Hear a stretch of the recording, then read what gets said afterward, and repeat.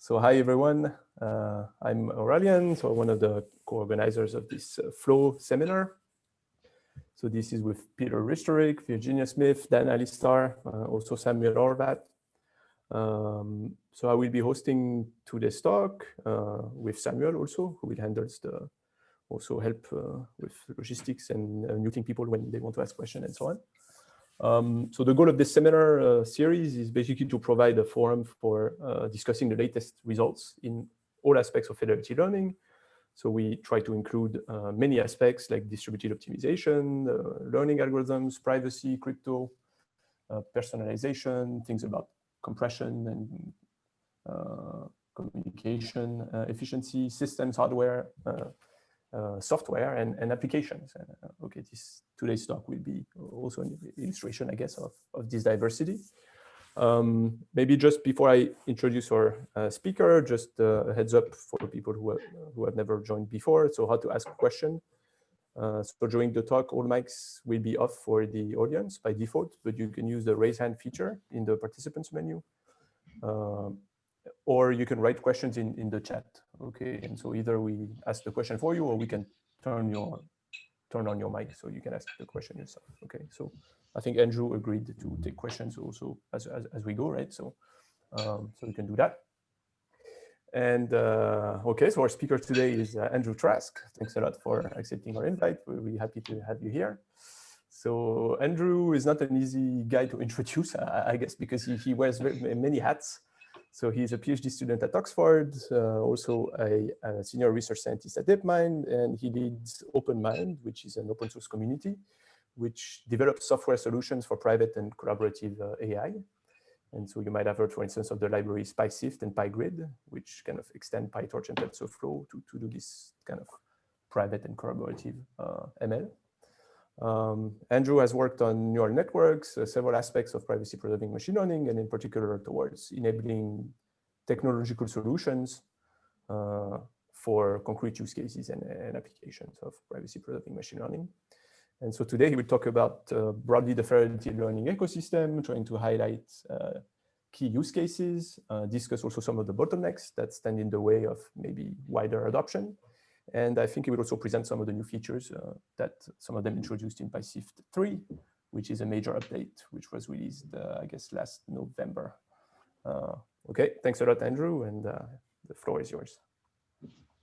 Amazing. Thank you, Aurelian, and great to see you again. And thank you, everyone, for coming.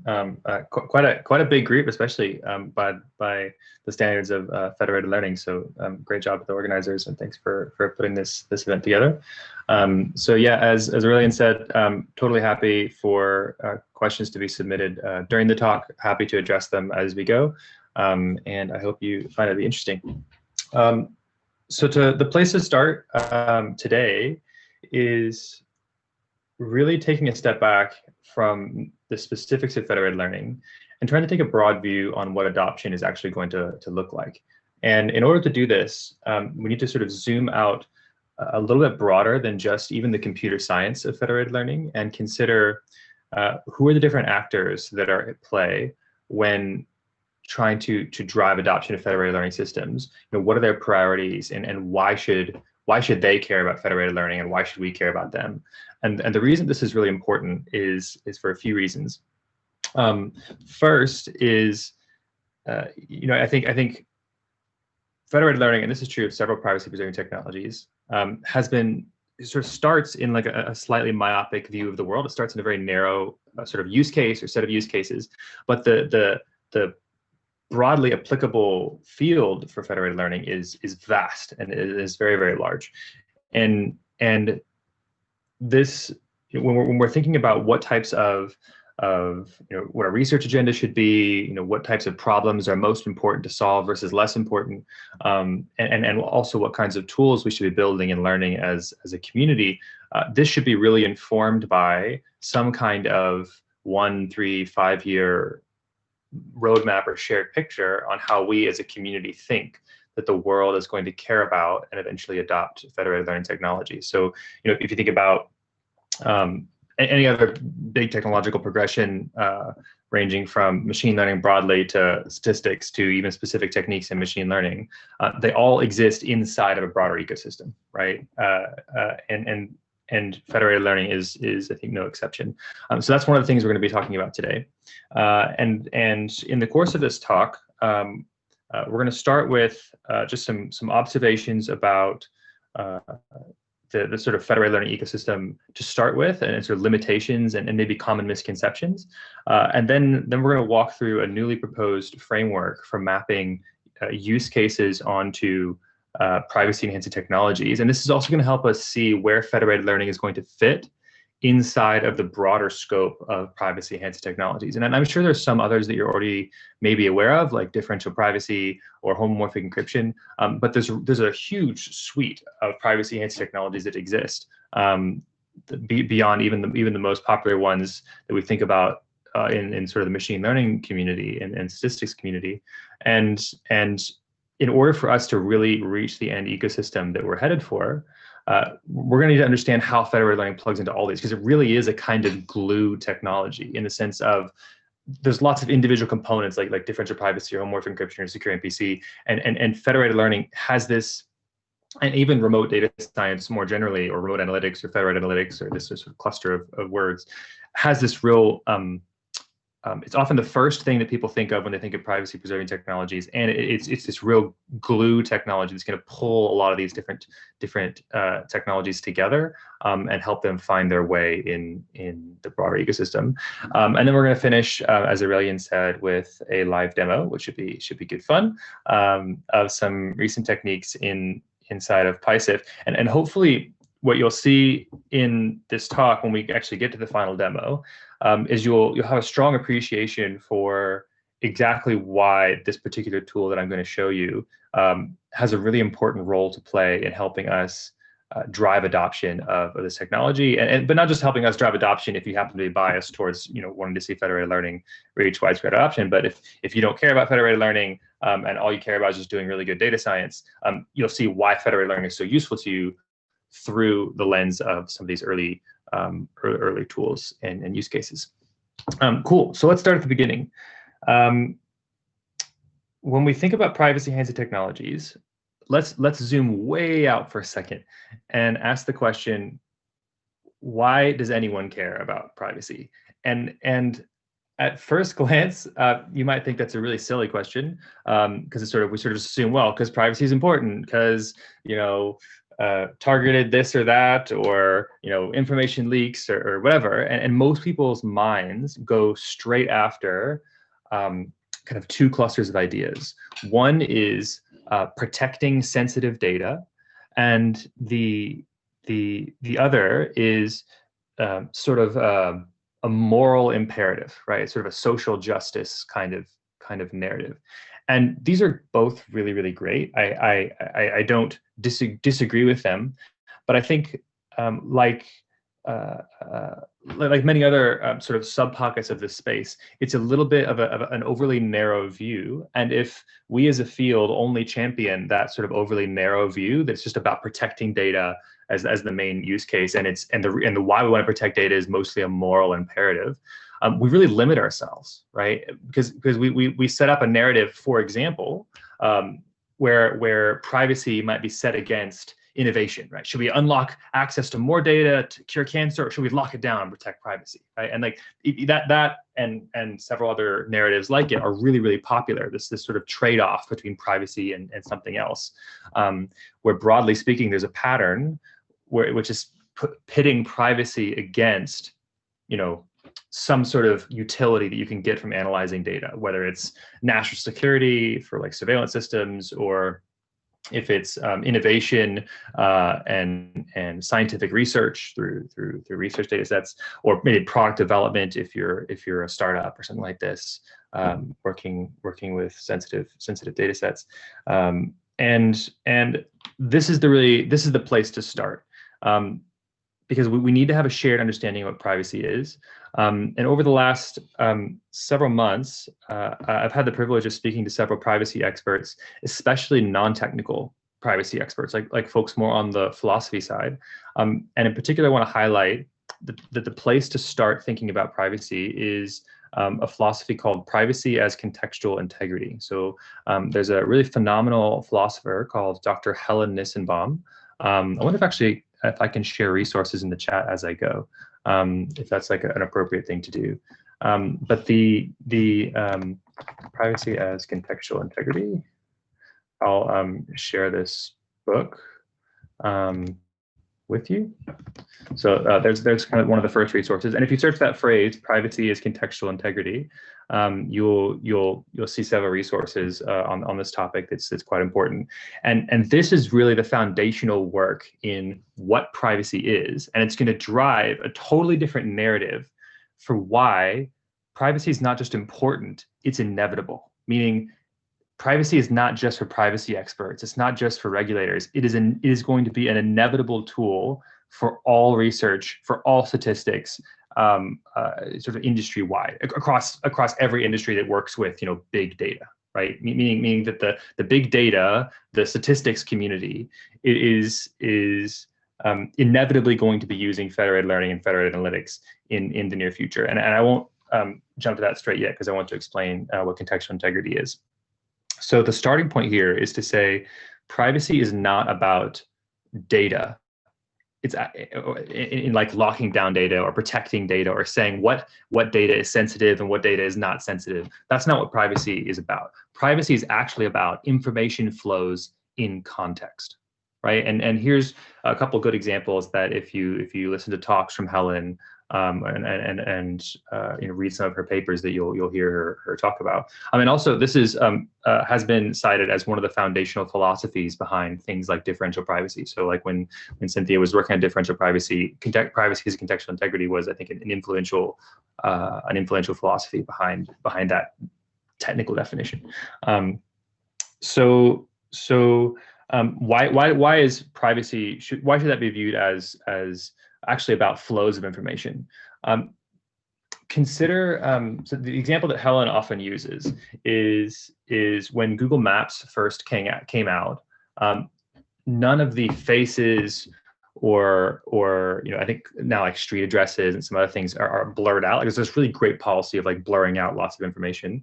And there was also this this feature, Street View, where anyone anywhere in the world could show up in front of your house digitally, right, and look around and see what the place was like and this kind of thing, right? And this created sort of visceral reaction that made people feel like their privacy was being invaded. And the reason this visceral reaction is interesting is because the response was that, well, no, outside in front of your house is public. It's a public space. Anyone could go there at any time, right? So why are you worried about it in this sense? And the people's response was, we don't really know why we worry about it. It still feels like a privacy invasion. And the reason is that the flow of information changed. It's not actually about the schema of data being private data or non-private data. It's about whether the flow of information regarding any data set is appropriate for what are called social norms, right? If you remember from your intro to sociology or course or social sciences course, it's normally if someone were to show up in front of your house, yes, they could see your house, but you could also see them, right? And it wouldn't be at scale. There would never be thousands and thousands of people all coming outside your house on any given day, most likely. And if there were, you would definitely know about it, right?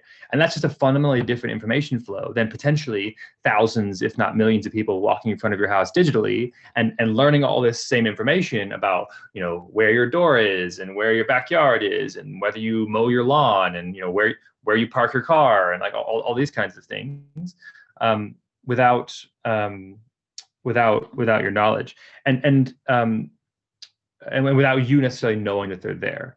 And that's the difference, right? And that's when we start thinking about what privacy is. Privacy is not about classifying data as either private or not private, either something we can share or something we can't share, right? And that's the beginning of a really interesting sort of journey into how technologies like federated learning are inevitably going to change the world. Because what contextual integrity is about, it's not about some activist sort of, this is what privacy should be defined as. When Helen invented contextual integrity and this philosophy, it was really about saying, hey, society already has some internal visceral definition of privacy, and it's clearly more nuanced than just classifying data, because the same data that might be public, seem like it's public in one context, the outside of your house, in a different context, in a different flow, might still elicit this visceral reaction of privacy invasion, right? And I think more importantly, this is also why when we start thinking about privacy-enhancing technologies and use cases that are going to drive them, why technologies like federated learning are so important. So, for example, maybe the easiest one to reference or talk about is that federated learning allows us to do research on data, right, or promises to offer us to do research on data that would be incredibly sensitive, right? And the notion here is that we want to make it possible for a data scientist or a machine learning researcher or something like this to generate a model or generate a statistical insight without ever actually being able to see the data themselves. And this is really important and references contextual integrity quite directly for sort of one reason. And that one reason is that at the end of the day, scientists were never really that interested in the data. In fact, you can make the argument that looking at the data with your own eyes makes it more likely that you're going to create a model that actually overfits to the data, right? Because you can learn all these interesting features that might be characteristic of this data set, but not a different data set. And people often cheat and look at the dev set or look at the holdout set. And what scientists are actually after is this end statistical result, this end statistical model, right? And that's always been the destination. And looking at the physical data has only ever been a means to an end, right? I literally have to obtain a copy of it on my own machine in order to even get started, much less to do good, robust data science. And so when we start thinking about designing really good information flows, this is where privacy-enhancing technologies start to take shape, and we start to be able to ask and answer the question, okay, what is federated learning useful for? What kinds of information flows is that useful for? What kinds of information flows is differential privacy useful for? What kind of information flows is secure MPC useful for? Is zero-knowledge proofs useful for? Functional encryption useful for? Like all these kinds of things. But before we jump into that, a few quick observations. First, federating data doesn't mean that it's protected. If you have an app, right, and that app does some kind of analytic, trains some sort of machine learning model, whatever, and you do federated learning, you say, all right, I'm going to be a good startup, and instead of aggregating all my data to, so I've seen your question, Constantine, I'll answer it shortly. Instead of aggregating all of my data to a central server, I'm going to leave my data on the smartphone, right? And when it's on the smartphone, inside of the app that I'm building, I'm going to train machine learning models and do all the things that I would want to do. If just keeping the data on the phone, if it's still being managed in software that you wrote, that you have the ability to update at any time, no power has actually shifted from you to the user, right? There's no agency by default that federated learning just immediately creates that endows the user. There's no added privacy there, right? The added privacy actually happens when the user has the ability to say no to an information flow that you request. I hope that makes sense. So like privacy does not begin with putting the data in a specific location. Privacy begins with the user being or a data subject or a data owner being able to say no to an information flow that you request in the future. So it's not about classifying data as private or not private, right? It's about classifying information flows as violating social norms or not violating social norms, and empowering the right people with a sense of agency. And I'll make one more observation, and then I'll answer Konstantin's question. And the second one is the nature of the business of data. So the economics of data is really interesting, and I think as soon as we cover this, it's going to become immediately obvious why federated learning is going to be inevitable across all analytics and all data science and all big data. My screen just screensaver just came up. 1 second. So the economics of data, buying and selling data is a bifurcated market, meaning it has two different submarkets in it. Either, when someone has a data set that they want to make money from, either they sell it as fast as possible to as many people as possible, or they never sell it to a single soul. And both are examples of broken markets. And let me explain why. If you give a data set to someone else, you sell it to them, right? Every customer immediately becomes a competitor for future uses of that data, right? Every person you give a copy to is now a competitor for every future person you might want to sell it to, right? They're a competitor for future use cases that you might want to use that data for, unless you have some special ability to both issue a license and be sure that you can enforce the use of that license, right?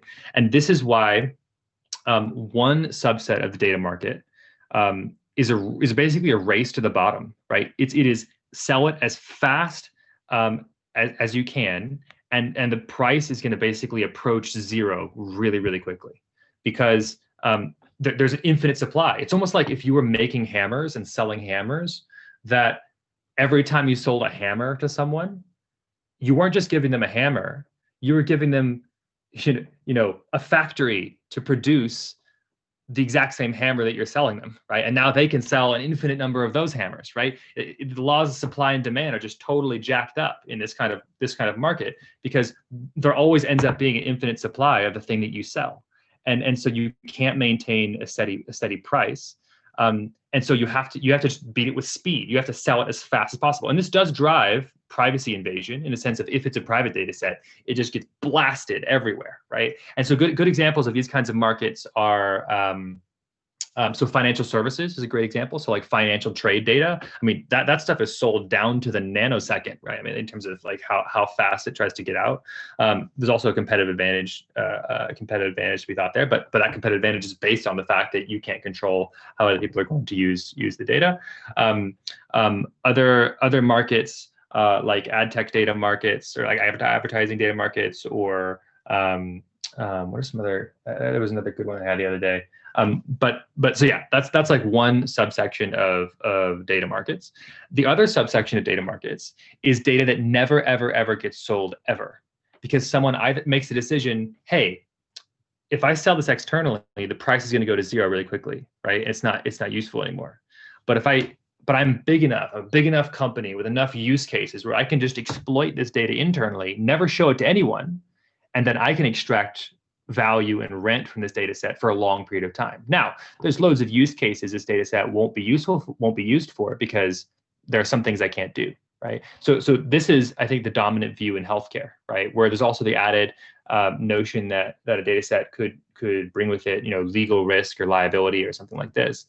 But it also means that, buried in hundreds, if not thousands, of healthcare institutions worldwide are little slices of data that are all relevant to the same problem, right? And it's not going anywhere because of the economics and sometimes regulatory, but I think the driving factor actually is the economics of the situation.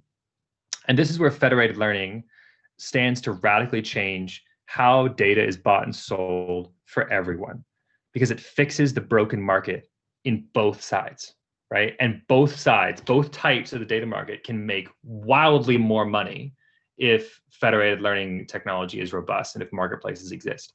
For the people who are currently selling data as a race to the bottom, instead of selling the data set outright, they sell obviously the ability to generate analytics on a local data set, right? They sell the ability to gain insights from their data, but they maintain control over the only copy, right? And by maintaining control over the only copy, they restrict supply, right? Which means the price stays high, which means that they make more money from participating in the market.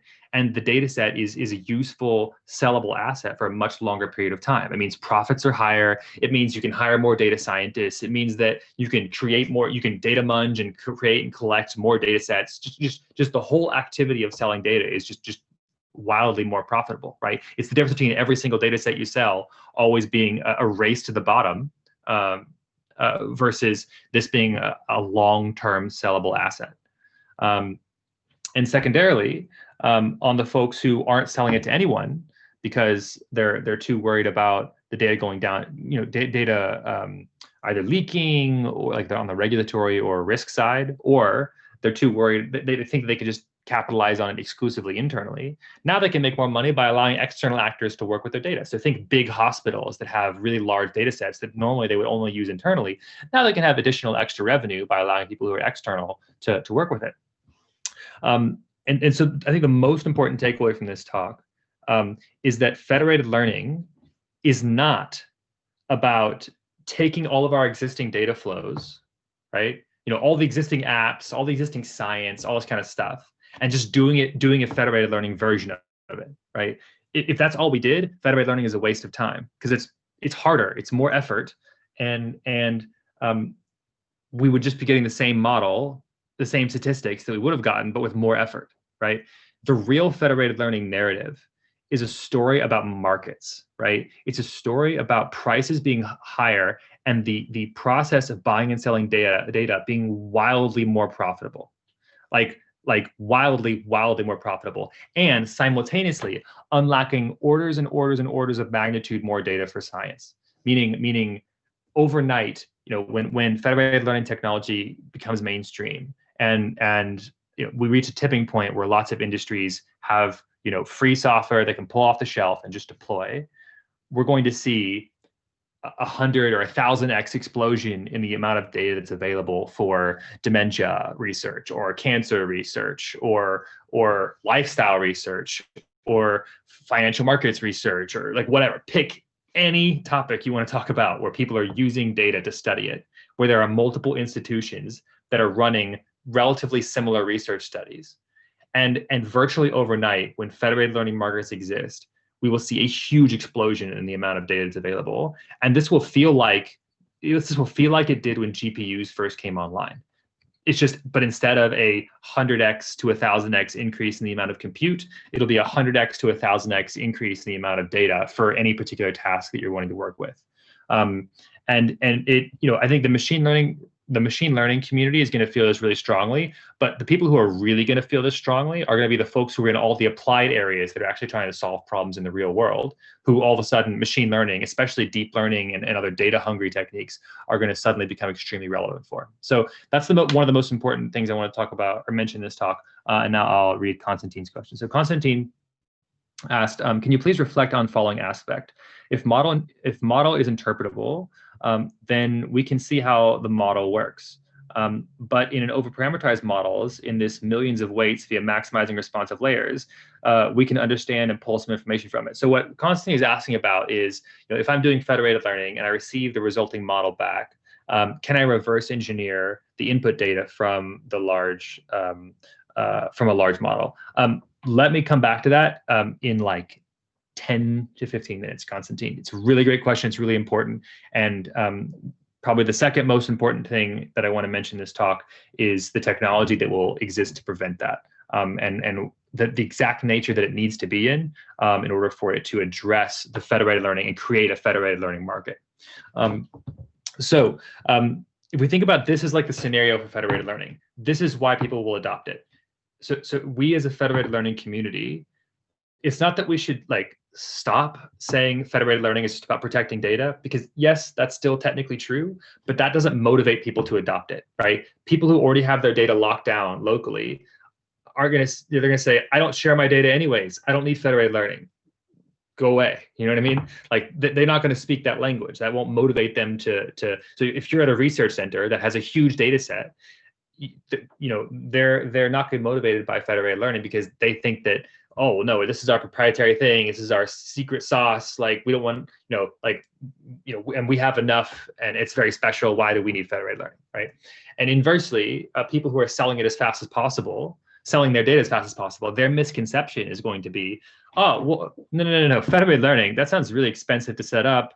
I have to like create this network of partners I'm going to work with. And dude, we sell this data set for like a penny for 1 million records. You know what I mean? It's like, it's dirt cheap. We just don't have an exact quotation from an act like this is that we're just flipping burgers. We're just selling data to as many people as possible for bottom dollar as fast as possible. We don't have time to worry about federated learning, right? And they don't realize that their prices will go up, right? If federated learning exists. And so we as a federated learning community, when we are doing, our startups or our use cases, when we're working with researchers or research institutions, the narrative that we need to have is for scientists, it's you will have access to wildly more data if federated learning, or if and when federated learning comes online. And for sorry, my screensaver just came on again. I need to turn that off. And for industry, the narrative needs to be, you will make way more money as a result of using federated learning, because either you'll be able to bring to market data sets that were previously too sensitive or too proprietary, or you'll be able to maintain high prices even though you're selling services to a large number of customers, right? So those are really, really, really important. And we as the federated learning community need to understand that those are extremely motivating narratives. And that's what's going to cause federated learning to be the only way that research is done in the future on empirical data sets, because we live in the real world. No one truly has a monopoly on a data set. Like if you're collecting data, for example, about people, right? Or about jet engines or about anything, right? It's not just data about people, but like you're probably not the only person on the planet collecting information about jet engines. You're probably not the only person on the planet collecting sleep data. You're probably not the only person on the planet collecting data about pet grooming. I mean, like random topics, right? And if there is more than one person collecting data on a topic that is similar to you, it means federated learning is going to multiply the amount of data that's available, and you're going to get more accurate results. End of story, right? And that's true for I think basically every task in that's researched using empirical science. And this is why federated learning is such a big deal. So I want to leave enough time for questions. So I'm going to touch on a framework called structured transparency, and then we're going to do a demo, and I want to make sure we leave time for questions. So the next sort of second part of this talk, moving beyond motivations, is focused on where does federated learning live in the ecosystem of privacy-enhancing technologies, and how do we think about what problems it solves? So a few colleagues and I recently written a paper that's based on several years of work, trying to figure out a bridge language and a bridge framework to connect privacy-enhancing technologies with use cases and privacy-enhancing technologies with each other in the context of a use case. And some of this are using phrases that have already been casually making their way through privacy circles, like input privacy and output privacy and these kinds of things, but perhaps weren't as formalized and linked to things like verification and governance structures and this kind of stuff. So this is what this framework called structured transparency is about. And the idea here is that following on this core idea that privacy is not about locking down data. Privacy is not about classifying data as private or not private. It's actually about facilitating flows of information in context, and just those flows of information. And that's what preserving privacy is all about. So in the case of research, we want to facilitate just the flow of information that is a researcher obtaining their final trained machine learning model without also learning any other insights about the inputs, right? So what structured transparency gives us is 5 guarantees that create a well-formed, privacy preserving, but also verified information flow. Okay, so when we think about structured transparency, it's 5 things. So it's and the first two I hope you've already heard of. So input privacy, output privacy, input verification, output verification, and flow governance. And I'll walk through these relatively quickly, and you'll see why all 5 of them are actually quite important. So input privacy, for those of you who aren't familiar with it, and let me articulate this in the context of information flow. If I have a flow of information, let's say I'm getting a message, over Signal, an end-to-end encrypted app from Aurelian to me, right? Input privacy would say that that in the facilitating of this information flow, right, that I wouldn't know information about the inputs to this information flow. That would be hidden from me, right? Or more importantly, that it would be hidden from anyone who's passing on the message between Aurelian and myself. All the ISP providers, internet providers, all this kind of stuff. In the context of machine learning, input privacy is again, it's about keeping the inputs to an information flow secret. Inputs and intermediate variables of an information flow secret. So if I've got an information flow that is federated learning, input privacy would be about making sure that I, as someone receiving the output of the information flow, meaning the statistical model, right? So I'm a data scientist doing federated learning, and I'm going to receive my final model, right?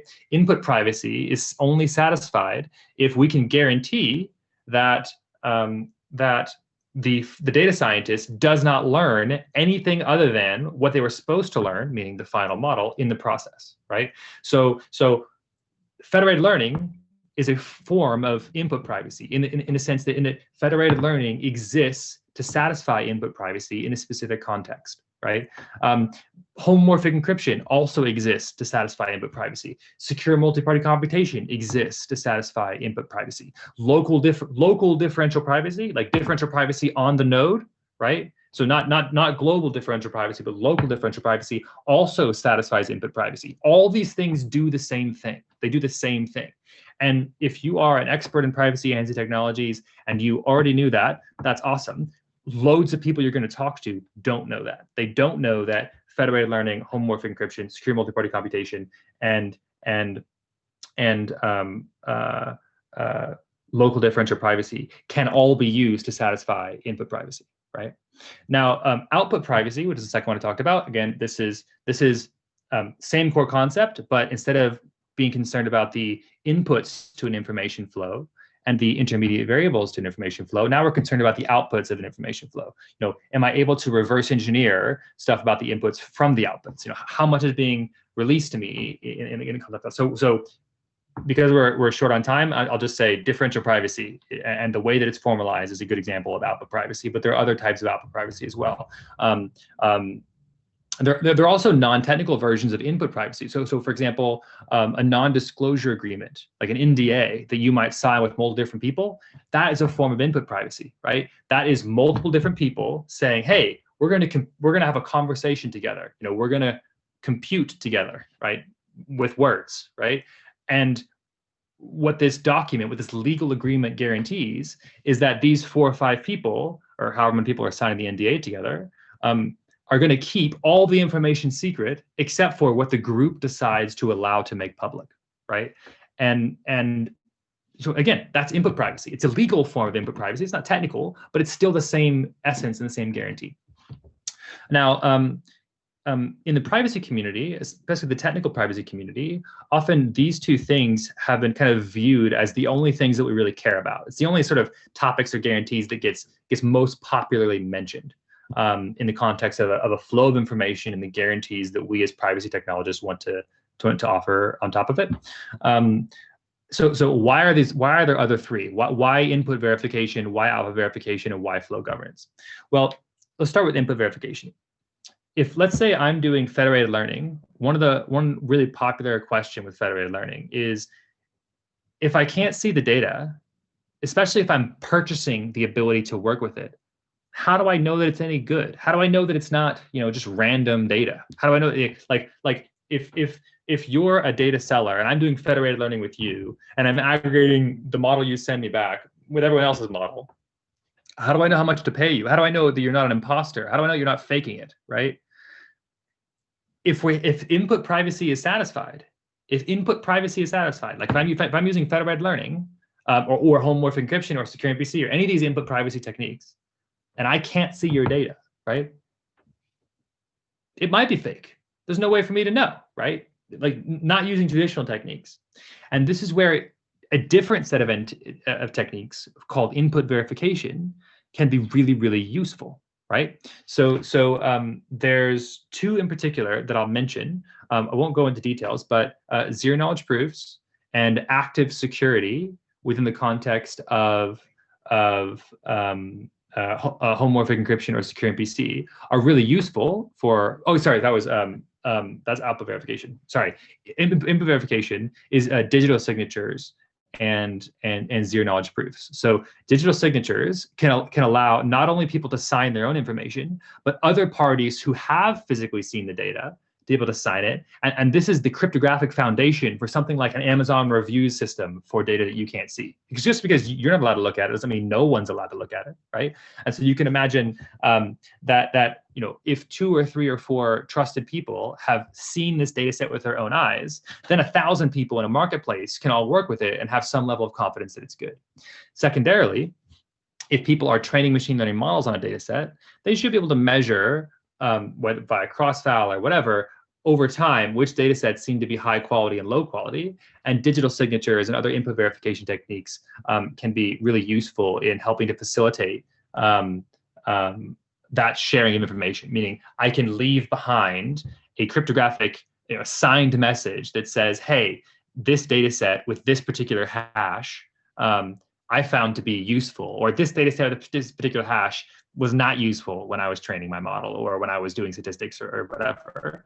And input verification techniques in the future, as people say were to do federated learning at the next step, would then be able to know that they're actually receiving gradients from the exact same data set because of zero knowledge proofs or because of cryptographic signatures. I'm going to keep going from that. I will share some resources at the end where if you want to learn more about that, then we can talk about that. However, with input privacy in particular, but also output privacy, we didn't just hide the data. We also hid all of the internal processing within inside of an information flow on its way to the recipient. So in the context of data science or federated learning, we didn't just hide like input privacy. If it's fully satisfied in the context of federated learning, the only thing the data scientist should receive is a model at the end, which means loads of internal training and processing is hidden from the user. So a common question might be, hey, I sent my model down to this hospital, and in theory, they trained it for 5 epochs. But I have a suspicion they might have only trained it for like 1 epoch and only on half the data, and then send it back to me because they were lazy or they were low on compute or whatever, right? Or they made a mistake, who knows? How do I know that they're actually running the compute that I think that they're running, right? That's what output verification is about. And that's where zero knowledge proofs and active security can be really useful for making sure that for verifying properties of the computation are actually happening. Additionally, fairness research. So, hey, I trained this model on this big disparate data set, and now I got this model out at the end, and I want to know, is this output, biased in some sort of potentially harmful way, right? Does it treat people of all ethnicities equally, right? Or was the data set that I can't see skewed in some way or biased in some way, right? Like with loads of interesting output verification techniques for trying to measure things like this, even measuring accuracy, like F1 measures and all this kind of stuff. These are all output verification things. These are things we're trying to verify about the statistical output of an information flow, right? So again, the short story is input privacy and output privacy create problems because they hide things they hide information that normally we would rely on. And so we need separate set of techniques, input verification and output verification, in order for us to actually end up having a robust market for things like federated learning. Okay. Finally, I'm going to cover flow governance very quickly because I did promise to do a demo and I do want to do that. So output verification, or flow governance is about saying that these 4 guarantees input privacy, output privacy, input verification, and output verification are only important if the right people are guaranteeing them, right? So sort of like what I said a second ago, right? So if you write the operating system and for 1 million people's smartphones, and then you do federated learning over those smartphones, people don't have control over their data. You're just offloading compute. That's distributed compute. That's not decentralized computing, right? That type of federated learning is not necessarily granting any additional agency to the user, because you have root access to their phone. You're controlling all their software. They have no ability to say no. So like, it might as well be centralized computing. Like, if any day of the week, if you wanted to do something malicious, you could, right? And federated learning does not save you. Flow governance is the final guarantee, and it basically has to do with designing who is able to control when the first 4 guarantees are withheld or not, in addition to what the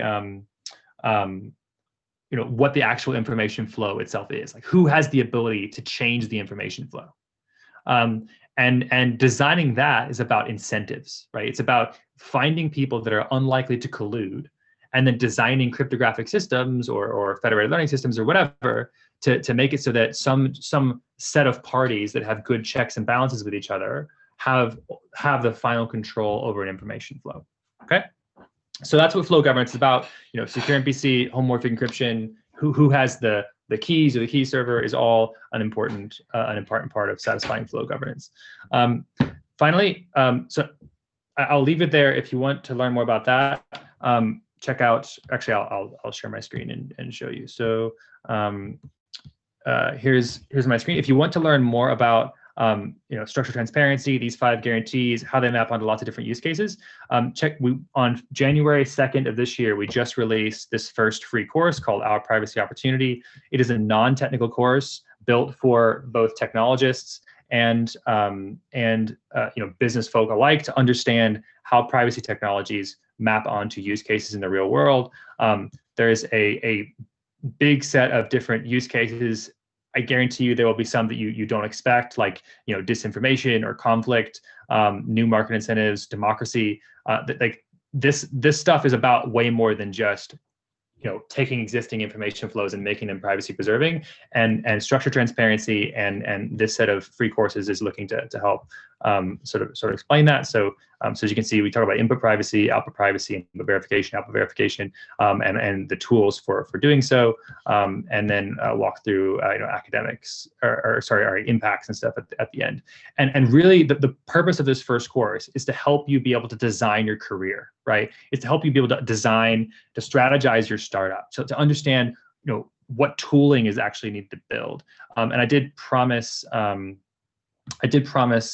answer Konstantin's question. So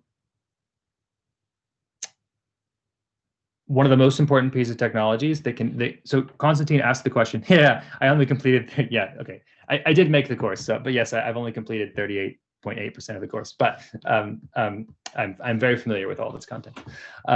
So thank you, Aurelian.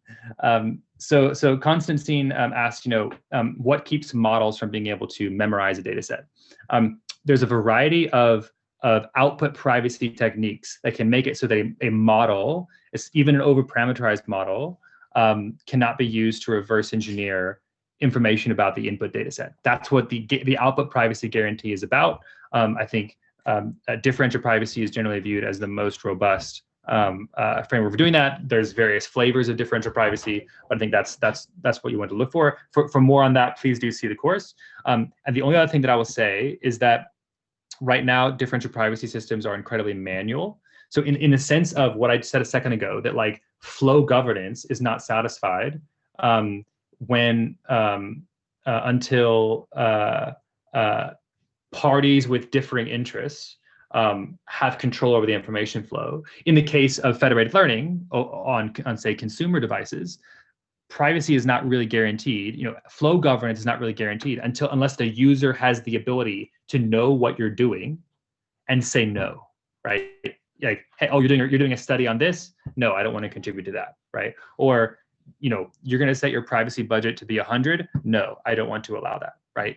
Like federated learning does not have teeth in the sense of it doesn't fix the broken market incentives. It doesn't make data science more profitable and data selling more profitable. And it doesn't actually protect people until data owners have the ability to say no. And the most important way they need to be able to say no is to understand automatically what epsilon spend is happening in the context of differential privacy. So like if I'm a data owner and federated learning is happening with my data and a gradient is about to leave, I need to have the ability to automatically know the epsilon, the privacy budget spend, the level of epsilon that gradient represents, so that I can say yes or no automatically to whether I want to allow that gradient to leave. And I'm almost out of time and I want to get to the demo. So I'm going to stop there. If you want to know more about why that's so important, check out the course. It's at courses.openmind.org, which I will drop into the chat. But I would say that's the most important technology that federated learning needs to integrate with in order to create markets. Okay, on to the demo. I see there's one more question, but I'm going to do the demo first. As Aurelian mentioned at the beginning of this talk, there's a library called SIFT. We just recently released a new version. And in particular, I'm going to show you something that's called Duet, which is a really nice feature. This allows you to do data science over a Zoom call. So the essence here is, a data owner starts a small server by calling this call right here, right? So this literally launched a server in the backend, right? And then they get this little code, right? And they would pass this to a data scientist who wants to work with their data, who can be literally anywhere that's connected to the internet, right? So this might be me here in Oxford, right? And then this notebook over here, consider this to be someone in France or someone in California or Australia or Germany or South America, like Brazil perhaps, and if they run this code, what it's going to do is create a peer-to-peer connection between these two notebooks and punch through the firewall and do all the things. This is like passing a Google Meet code, and you get another code and you have to pass it back. And it's going to create a connection between these two notebooks. Okay, so on the left side we have a server that's running in this notebook, and on the right side we have a client that could be anywhere in the world, right? So, and my assumption here is that this is like two people who got on Zoom with each other and are working through an experiment. And so I know we're close on time, so I'll just give you the basics of how this works. So if I'm, so first we can do simple remote execution. So let's say I have a PyTorch tensor. I can send it. So I've got this Duet variable. See this Duet variable? This is my client. I can send it to the server. Didn't import torch. And when I executed this cell, it now see how its objects iterated to 1. So this object is now inside of the server over here, right? And if I go y equals x plus x, now there's 2 objects because there's x and y. And if I want to look at the results, I can go y.get, and it will say, this is the result. But this was actually computed in the server over here. So if this notebook is being executed in Australia and this notebook is being executed in London, right?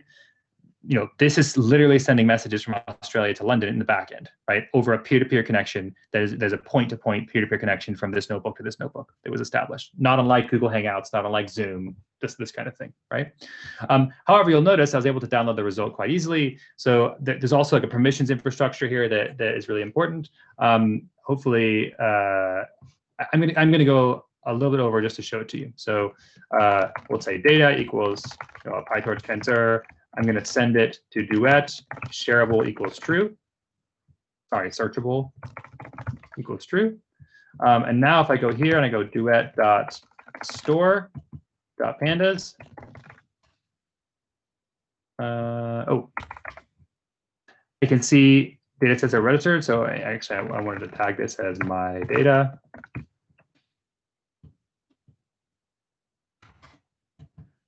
So see how this variable showed up? So, and now if I go duet.store my data, I have a pointer to this remote data set, right? So this is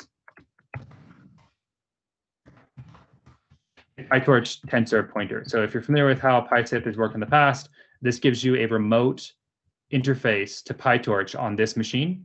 And this is a remote interface. So same as this X and YX stuff. So I can go, Z equals my data plus my data. Now, but if I go z.get, it says you do not have permission to call .get on this object because this object was based on private, other private objects. But I can go request. I know I'm going quite fast here. I'll send you a video to a tutorial towards the end. Notice I have a request here, so I can go store or duet.requests. Look at the first request. And say accept. And now if I go z.get, it lets it come through. I know that was really fast, but the point is that these are pointers to data that's over here. And if you want to actually look at the result, you have to ask permission and this person has to say yes. And that's enough to do remote data science for most things that you want to be able to do with, with PyTorch. We're adding a bunch of other statistical tools. And this is really important because it doesn't require you installing a big, heavy federated learning infrastructure system in order to be able to use. If you're interested in being able to play around with this, go to duet.openmind.org and you'll see the tutorials that are there. And in particular on OpenMind's YouTube channel, there's a video that has a walkthrough, which I will also share, and then we will call it a day. See if I can find where that video is. Videos. Here we go. So there's the video, and thank you all for your time. I hope you found that to be illuminating. You can find me on Twitter or on Slack, and I'll be happy to help any way I can. Thanks a lot, Andrew, for the very interesting presentation, which I think is very interesting. And the fact that you didn't have slides, I think didn't hurt at all. Thanks Awesome. for the nice demo also. Yeah. We can take some time for questions. So please, in the audience, feel free to write a question in the chat or possibly raise hand if you want to ask a question. Do we have already some questions? Maybe not. So, no. Okay. So maybe, okay, there is one. So maybe I can read it from Jan Ramon. If I am a machine learning researcher and want to extend PySift with other types of privacy, is there a reference manual rather than a tutorial? So there is some work in progress API documentation, which I will, but it is still a work in progress at the moment. If you are interested in doing that, basically what I would recommend is join the slack.openmind.org, message libPySift channel. And I can put you in contact with the lead developers on the project who can give you access to our Notion. And inside the Notion, there's considerably more documentation around the current state of things, how to think about the APIs. There's a handful of tutorials about the code base itself, meaning it's not a tutorial of how to use PySift. It's a tutorial of here's the code and how the code is organized and how to think about extending it in one way or another. In particular, extending it with new remote execution libraries. We have reasonably robust tutorial for showing how to extend it in that particular way. So it depends on what types of privacy preserving technology you would like to extend it with. But we do have some internal tutorials specifically on how to extend it. And if you shoot me a message, I'd be happy to send that your way. Thanks. That's very interesting. So again, we've been also looking at this stuff and indeed sort of looking at the documentation and stuff. And indeed, in terms of API, right, things are still developing it. Yeah. It seems. Yeah. So you just released the new version, so it takes a bit of effort to get into down the details of the API. And but I guess this will improve over time. There's a question from Anik, quite pragmatic. Well, when will the second course of the private series be released? So that's unclear at the moment. I will say that the first course was about 8 hours of content plus the project. The second course is like 70 hours of content. So I'm trying to be generous to the mixture of volunteer and grant recipients and not requiring them to hit a super aggressive deadline because the project is extremely large, but I am really optimistic about it. It will walk through all the major privacy enhancing technologies.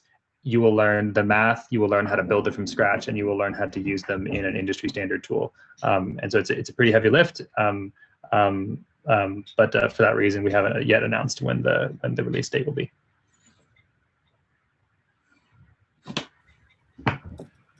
All right, there's a question. Is there a way to join data on Duet from FI? Oh yeah, so literally anything. When I call .send, sorry, I can share my screen again.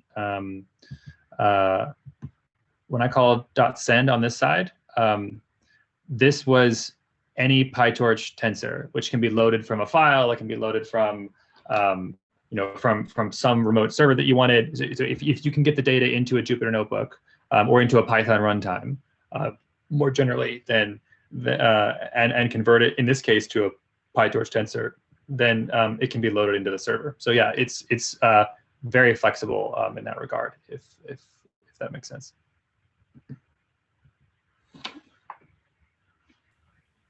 Okay, I have maybe, while we maybe wait for more questions, I have maybe one question, so which is related to this ability of data owners to say no and to kind of have this agency kind of role in these processes. I guess in this context, of course, transparency is kind of mandatory, right? Because how can you say yes or no to something that you don't understand what it is? Okay, so this is classic, of course, question, very difficult question, I think, in general about privacy and so on. But I was wondering maybe what is your take on that, or whether you have thought a bit in this direction. Even in your demo, there is this thing, right? I get a request, I have to accept it or not. Okay, so ideally, maybe I could look at the code that was executed, but maybe I'm not that much of an expert. Totally. I'm not sure what this code is doing. How am I supposed to accept or not? Or should I trust the person?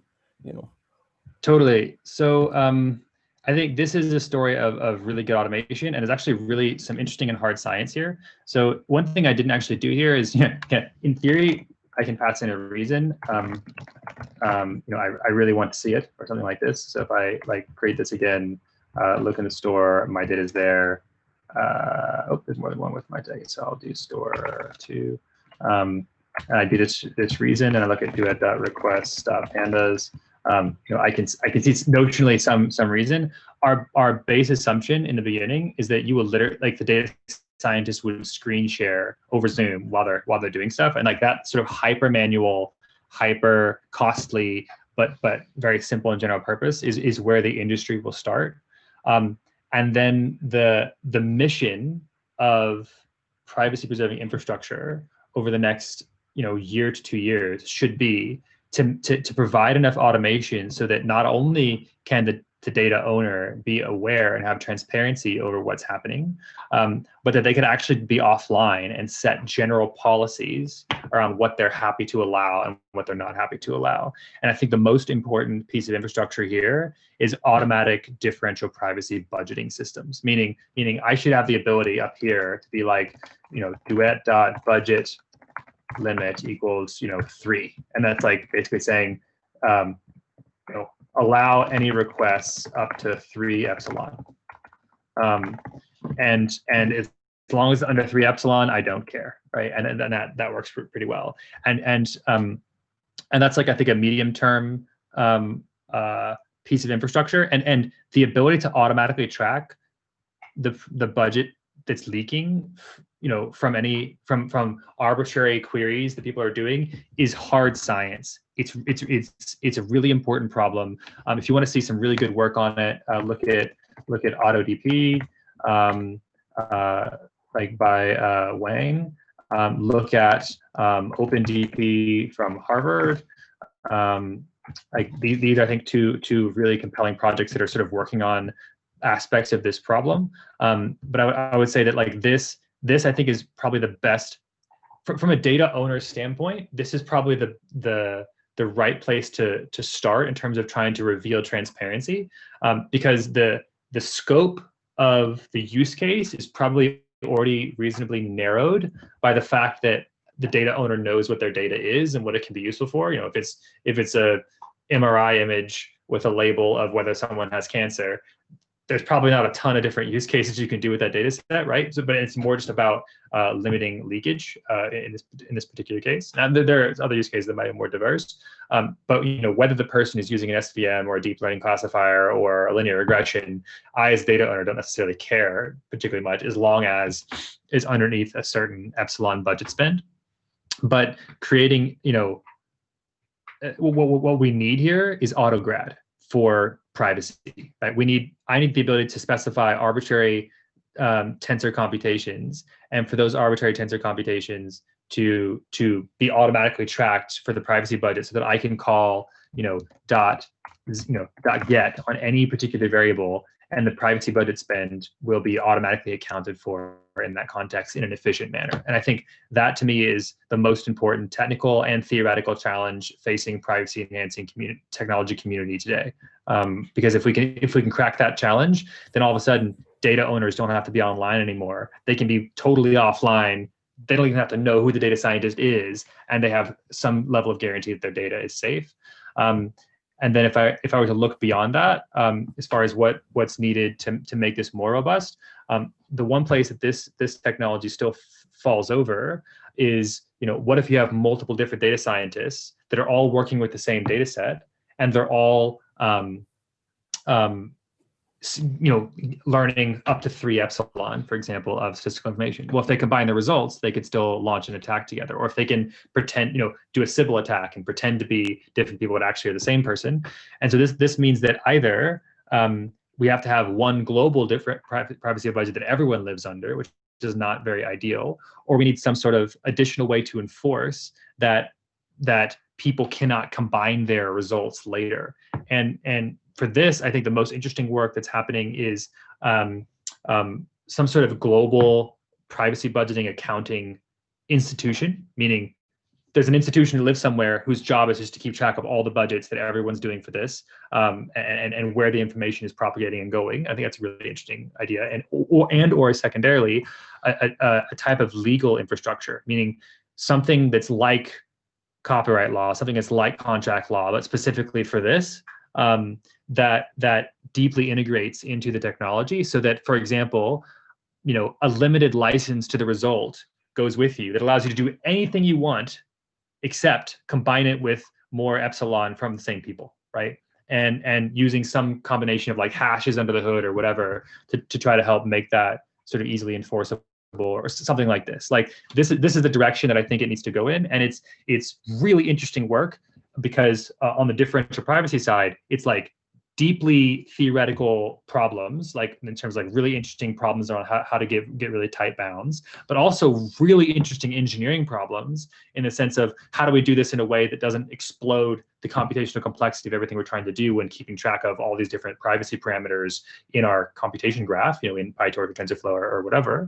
And then also really interesting social problems, like what legal framework would we want to attach onto this that makes it make sense? Like what does an institution look like that's actually there to guard it? So I think that's absolutely the right question to ask, Aurelian. I think it's the most important question to ask in the field. And I think that there's such a huge array of really interesting research areas there that are, broadly speaking, not being touched by hardly anyone at the moment. And they're such huge impact, not just for practical use cases, not just for opening up the market, not just for making federated learning go super mainstream, but also even for informing how regulation should happen in a way that maximizes both privacy and innovation at the same time.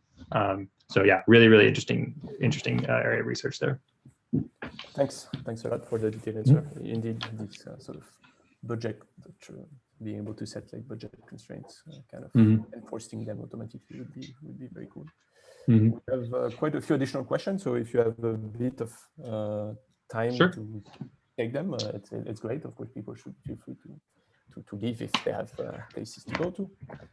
There's a question by Paul: can you connect multiple clients to a Duet? More generally, are Duets suitable if you collaborate with more than a few other data scientists? Yeah, so you can connect to multiple Duet servers simultaneously. Yes. So presumably I could get on a Zoom call with 5 different data owners, and they could each launch their own Duet servers, and I could connect to all 5 and do a federated learning job against all 5 at the same time. And if I'm a data owner and want to host data from multiple different clients, I just open up multiple notebooks. So in that sense, I would say it's supported. It's cumbersome if you're going to do a really large number of data owners. Like, you're not going to do this with 1,000 smartphones or something. But if you want to do federated learning amongst 5 to 10 hospitals or something like that, you can do it. It'll be cumbersome. It's a lot of people to have on a Zoom call for a long time. But yes, the hardware or the software supports it. All right. Question from Abdul. What do you think is the most challenging problem for federated learning? Automatic differential privacy budgeting. There you go. Yeah, I guess you answered that one previously. Yeah. Cool. Another one from Felix regarding the 5 factors: input privacy, output privacy, etc. You mentioned earlier. Are these problems solved on their own and just have to be combined, or what are the most pressing things we as a community need to figure out to make this come true? I think the most pressing things are actually to figure out how to get these to work well together, both on the technological side and on the legal side. So, for example, input privacy and output privacy, we still haven't solved the best ways to get those to play well together. Like, I think sampling random distributions to be able to do differential privacy inside of secure MPC or homomorphic encryption there's still lots of interesting problems. I think there's like a few proposals that I think can make it theoretically doable, but there's no engineering stacks, and I think not every distribution is really well covered. There's still a heavy reliance on crypto providers for lots of interesting use cases, and so I think there's more work that needs to be done there. And as far as combining input privacy with input verification, very little work has been done. I mean, this is like the SSI, self-sovereign identity community, cryptographic signatures community. Theoretically, you can sit here and go, yes, it seems like you could just glue these things together, but in practice, I think it's going to be a lot harder, and there's interesting problems in there. And so I think people, broadly speaking, have not even really gotten started with that kind of research yet. On combining things with output verification, that one's relatively straightforward. I think in theory, it's just about having really good general purpose input privacy techniques, input and output privacy techniques. As far as flow governance is concerned, there has been some work on it, but I think there's a lot more interesting research to do to combine the technical tools that we have for flow governance, like threshold schemes and multi-key homomorphic encryption, stuff like that, with whatever social institutions that are sort of optimal for that kind of flow. So I think there's a heavy dose of cross-disciplinary work that needs to get done here. I probably should stop at 20 after. I'm actually I did have a promise to be somewhere else that I just remembered and checked. I sent them a message, but so maybe one more question and then sure, sounds good. Cool. So maybe we'll take the last one from Stefanos. I'm kind of interested in that answer too, I guess. Thanks for the great talk, Andrew. I was wondering if you could comment on the scalability of the new version of PySift with respect to the number of participating clients, both in terms of performance and convergence of the model at hand, and under heterogeneous participants, data and capabilities wise. So for 0.3, it's not going to be crazy scalable, to be totally honest. We really focused on basically a massive pay down of technical debt that had been accrued over the last couple of years on the 0.1 and 0.2 lines as a result of us basically exploring the space and figuring out what kind of federated learning infrastructure we had, and then realizing, oh, we wanted something kind of different, but we had a bunch of internal guts that were managing garbage collection differently and managing all these sort of important sub features differently. So 0.3 definitely took a step back and said, okay, now we pretty much know what interfaces we want. And let's really simplify the back end, get clear interfaces, have better abstractions for the type of infrastructure people want to use. And now we're stepping back forward. I'm pretty sure by 0.5, we expect to be at feature parity, which I think we're targeting a release for April 1st. That way, if it fails, it's April Fool's Day, and we can just pretend it was a joke, I guess. But sorry, that was a joke, but I have no idea if anyone was laughing because everyone's muted. So there you go.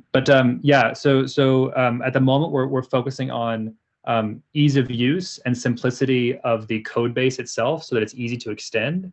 Then the next priority will be security, and then the next priority will be performance. So we kind of have to sequence in this way, just by virtue of the fact that, like, if it's not extensible and easy to use, people won't use it.